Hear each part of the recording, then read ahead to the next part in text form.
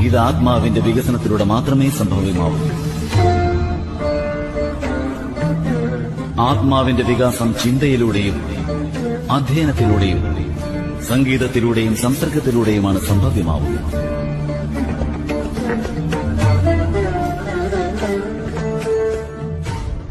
ആത്മാവിന് വികാസം സംഭവിക്കുമ്പോൾ മനുഷ്യനെ മനുഷ്യത്വത്തിൽ നിന്നുയർത്തി ഈശ്വരത്വത്തിലേക്കായിരിക്കും അത് നയിക്കുന്നത്.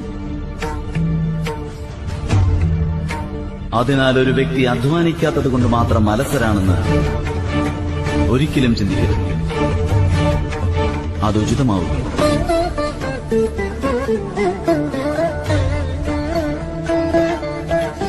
ശാരീരിക അധ്വാനത്തെക്കാൾ എത്രയോ അധികമാണ് മാനസികവും ആധ്യാത്മികവുമായ കാര്യങ്ങൾക്ക് പ്രയത്നിക്കേണ്ടി വരും. സ്വന്തം സ്വാർത്ഥതയകറ്റി ഉന്നതമായി ചിന്തിക്കേണ്ടി വരുന്നതാണ്.